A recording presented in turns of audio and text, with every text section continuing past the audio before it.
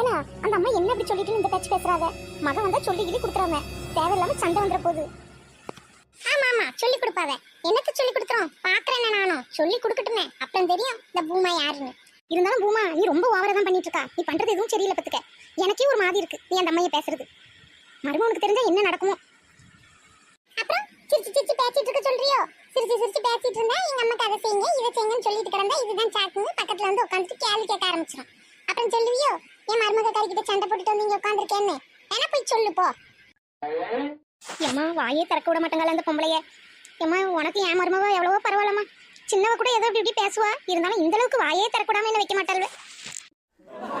சரி அமைதியா இரு, உன் மருமக வராரு. வாங்கத்த இப்போ வந்தியா? கொஞ்ச நேரம் ஆச்சு. நல்லா இருக்கீங்களா?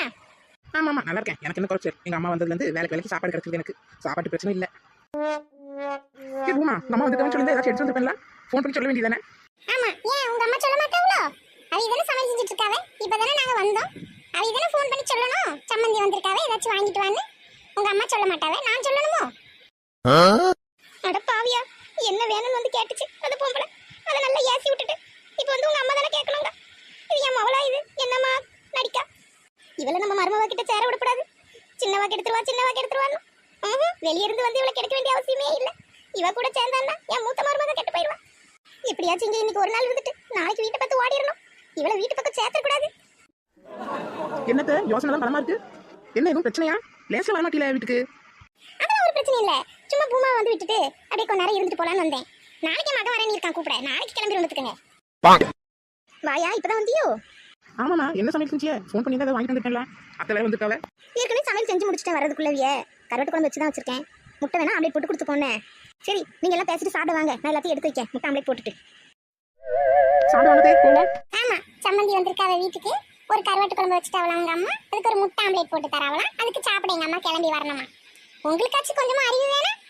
மாமியார் கறி வந்திருக்காவல ஏதாச்சும் வாங்கி கொடுக்கணும்ட்டு எங்க அம்மா வீட்டுல போய் நான் அப்படி சாப்பிட்டுட்டு வரேன். என்னைக்காச்சும் ஒரு நாள் எங்க அம்மா வராவ ஒரு நல்ல சோறு போட வேணா எங்க அம்மைக்கு?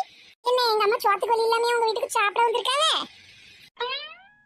ஏம்மா எனக்கு இருக்கிறது போதுமா? வீட்டுல இருக்கிறது அப்படிலாம் நான் விருப்பப்பட்டு சாப்பிட மாட்டேன். கறி மீன் எல்லாம் உள்ளது போதும் எனக்கு. சும்மா இதை போட்டு பேசி பெருசாக்கிட்டு கிடக்காதீங்க. நீங்க போங்க, நான் சாப்பிட வரேன். பண்றதெல்லாம் பண்ணிட்டு இவன் வேணும்னு சண்டை போட்டுட்டு கிடக்கா நம்மள வச்சு. எம்மா இங்கிருந்து ஓடிடணும். முதல்ல இருக்க ஒவ்வொரு நிமிஷமும் பயமா இல்ல இருக்கு எப்ப என்ன நடக்குமோன்னு. நல்ல காலம் அந்த பொம்பளை இவளை காட்டி கொடுக்காம போச்சு. ஒரு வார்த்தை சொல்லி மட்டும் இருந்தா என்ன ஆயிருக்கும்? இவளோட சேர்ந்து எனக்குள்ள கேவலமா போயிருக்கும். என்னமா நீ? நான் அவர்கிட்ட பேசிட்டு இருக்கேன். நீ பாட்டுக்கு ஒன்றும் பிரச்சனை வேணாங்க பெரிய இவா மாதிரி. அவர்கிட்ட சொன்னாதானே தெரியும். என்னடா தெரியும் அவருக்கு? தெரிஞ்சதுன்னா அவ்வளவுதான். உன்னை என்ன பண்ணுவாருன்னு எனக்கே தெரியல. நீ பண்ற வேலைக்கு